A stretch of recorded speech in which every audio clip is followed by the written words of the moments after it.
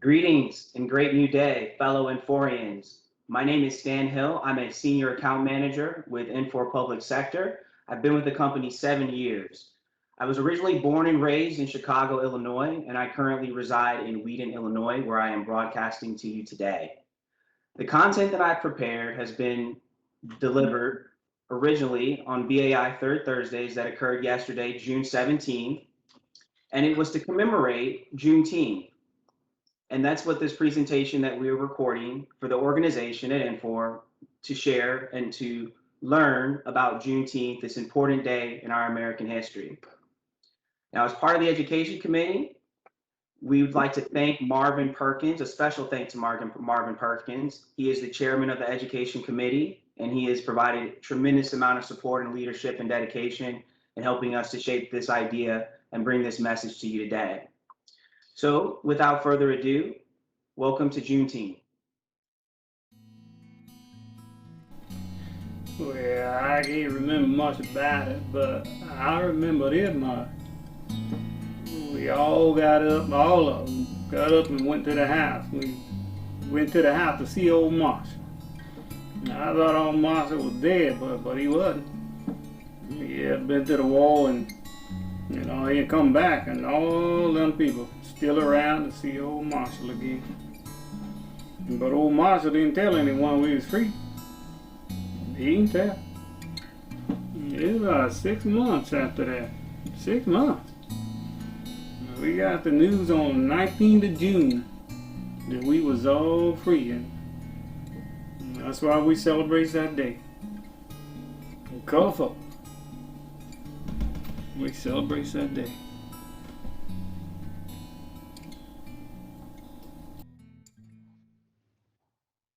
Juneteenth is a celebration commemorating the end of slavery in the United States, also known as Emancipation Day, Liberation Day, Jubilee Day, Freedom Day, and now Juneteenth National Independence Day.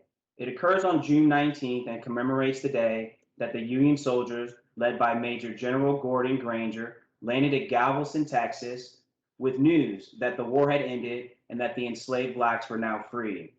Observe that this was 2.5 years after President Abraham Lincoln's Emancipation Proclamation, which had become official January 1st, 1863. The Emancipation Proclamation had little impact on the Texans due to the minimal number of Union troops to enforce the new executive order. However, with the surrender of General Robert E. Lee in April of 1865 and the arrival of General Granger's regiment, the forces were finally strong enough to influence and overcome the resistance. It was only after they finally surrendered that Major General Gordon Granger, while at his headquarters in Galveston, prepared General Order No. 3, announcing the end of legalized slavery in the state.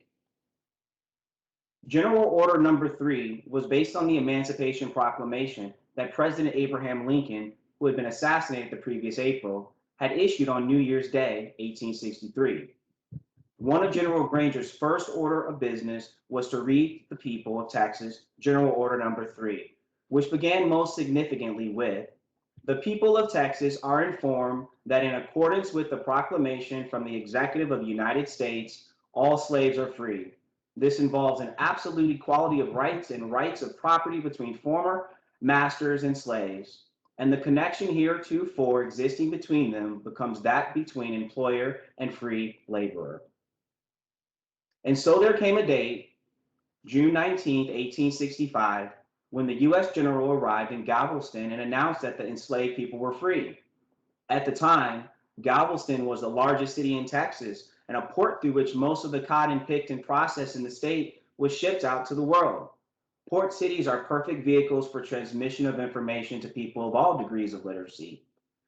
2 days before General Granger arrived on the island, Black men working on the wharfs began to shout in exultation. The reactions to this profound news ranged from pure shock to immediate jubilation. The news spread to other towns, but the former slaves had to be very wary of open celebration. The next year on June 19th, free people marked the day as a day of liberation and celebration in Texas, and thereafter, the move to recognize Juneteenth spread to other places. The celebration of June 19th was coined Juneteenth and grew with more participation from descendants. The Juneteenth celebration was a time for reassuring each other, for praying, and for gathering remaining family members.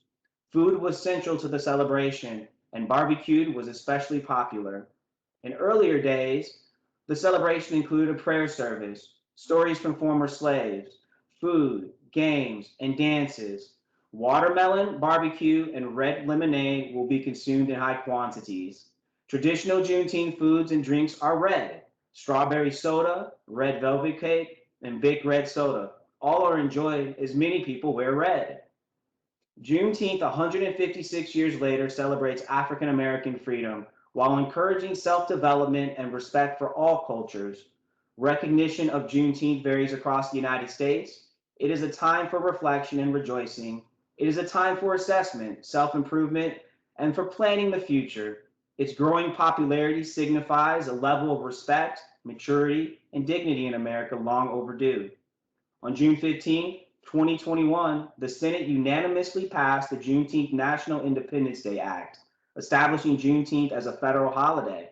It subsequently passed through the House of Representatives by a 415 to 14 vote on June 16th.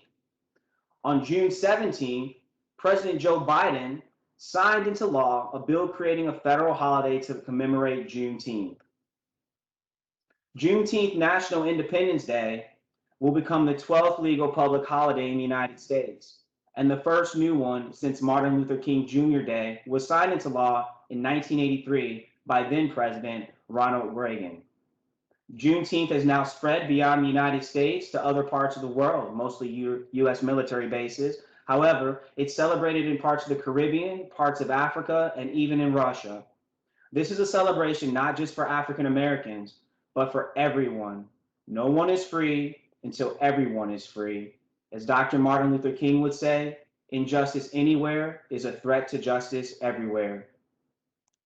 Now I'd like to transition to my colleague, Talita Braga, for an introduction on Brazil and how Juneteenth plays into that. Thank you. Thank you, Stan. Hi, everyone. I am Talita. I was born and raised in São Paulo, Brazil. I've been working at Infor for 8 years at the finance organization, and I'm also part of the BAI community. Today, in connection with what Stan just greatly explained, I'm going to say about the correlation of Juneteenth and the abolition of slavery in Brazil.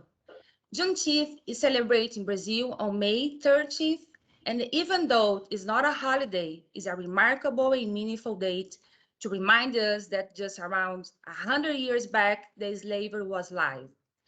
Above all, there was a huge accomplishment of the African descendants who fought to be free, being the last country to abolish the slavery in Americas. For your information, 40% of the enslaved Africans were sent to Brazil. As a result of that, we have nowadays roughly 60% of the population with African descendants identification that face the structural and institutional racism. It's a huge number. Another important date for the community is the Black Awareness, which is a holiday in Brazil that celebrates November 20th, a Memorial Day against the racism. Despite of all efforts of equality, the fight's not over. We still have many points to be worked out. Please join us and be an ally to create a better society. Thank you for your time. If you'd like to learn more about Juneteenth, these are the references that were used to create this presentation. And again, we are honored. It was a privilege to be part of this assignment. And thank you so much for your time. Bye now.